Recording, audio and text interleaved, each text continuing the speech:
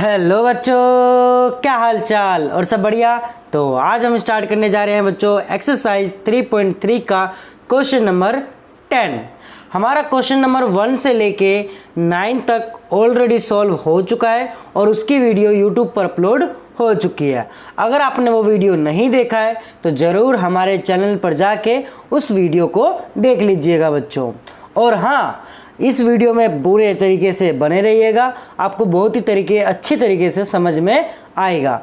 अगर आप हमारे चैनल पर पहली बार आए हैं तो ज़रूर चैनल को सब्सक्राइब करके बेल आइकन दबाना ना भूलना बच्चों। तो चलिए स्टार्ट करते हैं क्वेश्चन नंबर 10 को। देखिएगा, explain how this figure is a trapezium. अब बच्चों इसमें बताया गया कि एक्सप्लेन करना है कि ये कैसे, ये जो फिगर हमें दे रखा है कि ये ट्रेपेजियम है। Which of its two sides are parallel, जिसमें ट्रेपेजियम में दो साइड्स क्या होती है बच्चों, पैरेलल होती है। हमें वो बताना है, ठीक है, कौन सी साइड है जो पैरेलल है। तो हमें इसमें क्वेश्चन में ये दे रखा है। तो सबसे पहले हमें क्या क्या दे रखा है, एंगल हमें ये दे रखा है 80 और ये दे रखा है बच्चों 100। ये दे रखा है 80, एंगल एल हमें दे रखा है 80 और एंगल एम हमें दे रखा है 100। तो यहाँ बच्चों लिखेंगे सोल्यूशन में लिखेंगे बच्चों angle L plus angle M is equal to में 180 डिग्री। क्योंकि एंगल L कितना है बच्चों, एंगल L हमें दे रखा है 80 डिग्री प्लस एंगल M हमें दे रखा है 100 डिग्री। तो जिससे क्या बन गया बच्चों, 180 डिग्री हमारा निकल के आ गया। इसका रीज़न क्या देंगे बच्चों, एडजेसेंट एंगल देंगे। Angle M plus angle M and angle L, angle M and angle L are the adjacent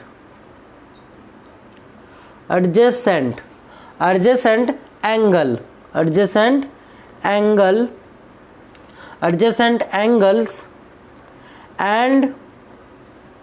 and sum of adjacent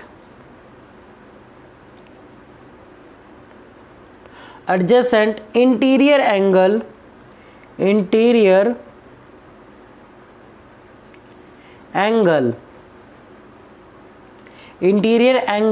is 180 degree. बच्चों यहाँ पर इंटीरियर एंगल कितना बना है, 180 डिग्री बन रहा है, जिसे हम एडजेसेंट एंगल भी, सम ऑफ एडजेसेंट एंगल भी कहेंगे। अब बच्चों यहाँ पर क्या बोला गया है, यहाँ पर आगे देखिए KL is parallel to NM। KL is parallel to अब यहाँ पर KL क्या है बच्चों, इज पैरेलल टू NM लिखेंगे यहाँ पर NM, ठीक है बच्चों।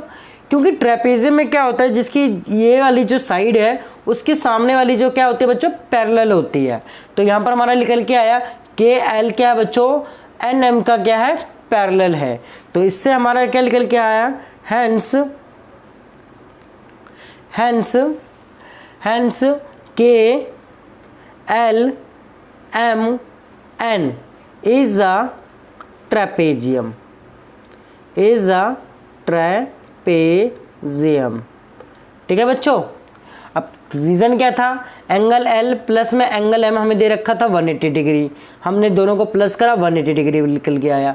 तो हमको पता है क्या है, एडजेसेंट एंगल का जो सम होता है वो कितना होता है बच्चों, 180 डिग्री, जो यहाँ पर निकल के आ गया था। तो मतलब ये क्या है बच्चों, पैरेलल है। तो इससे हमारा क्या निकल के आया कि जो इसकी साइड भी है KL और बराबर में क्या है NM, तो ये क्या है बच्चों, पैरेलल है, जिससे हमारा ट्रेपेजियम निकल के आ गया। KLMN क्या है हमारा बच्चों, ट्रेपेजियम है। तो चलिए बच्चों क्वेश्चन नंबर 11 को करते हैं। क्वेश्चन नंबर 10 हमारा हो चुका है। तो चलिए क्वेश्चन नंबर 11। अब बच्चों इस क्वेश्चन में क्या बोल रखा है, find angle C if AB parallel DC, A B parallel D C, हमें ये दे रखा है। तो हमें क्या निकालना है बच्चों, एंगल सी निकालना है। ये वाली जो एंगल है हमारा, ये हमें ये निकालना है कि ये कितना होगा। तो सिंपल सा है बच्चों, इसका सोल्यूशन करेंगे। यहाँ पर हमें लिखेंगे सोल्यूशन, ठीक है बच्चों। सोल्यूशन गिवन क्या है, यहाँ सबसे पहले लिखेंगे गिवन क्या है। Given A B parallel D C, A B parallel क्या है बच्चों, डी सी के। तो angle B plus angle C, angle B plus में angle C is equal to में क्या होगा बच्चों, 180 डिग्री होगा। रीजन क्या है बच्चों, sum of adjacent angle of a parallelogram, ठीक है बच्चों, पैरेललोग्राम, ये हमारा रीजन होगा।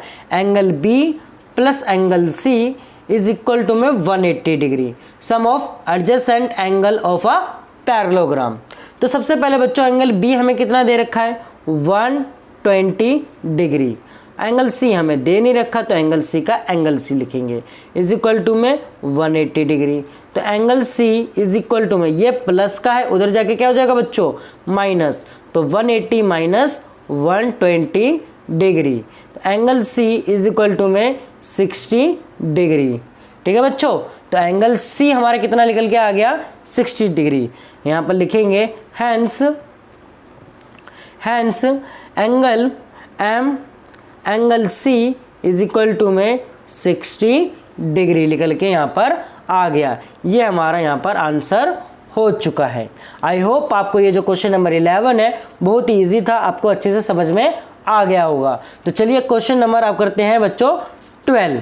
क्वेश्चन नंबर 12, अब क्वेश्चन नंबर 12 में क्या कह रखा है बच्चों कि find the measure of angle P and angle S if SP parallel RQ, SP parallel RQ, हमें ये दे रखा है। हमें क्या क्या निकालना है बच्चों, एंगल P और एंगल S, हमें ये निकालना है। अब यहाँ पर क्या दे रखा है बच्चों, if you find angle R, अगर आप एंगल R को फाइंड करते हैं, is there more than one method to find angle P, इससे हमें एंगल P निकल के आ जाएगा एक मेथड से। तो सिंपल सा हम रखेंगे इसमें, देखो बच्चों एंगल R हमें पता है 90 डिग्री, एंगल Q हमें पता है 130 डिग्री। तो यहाँ पर सोल्यूशन में लिखेंगे बच्चों, सॉल्यूशन में लिखेंगे गिवन, हमें गिवन क्या है, सबसे पहले गिवन हमें है क्या। तो एंगल Q कितना दे रखा है बच्चों, एंगल Q 130 डिग्री।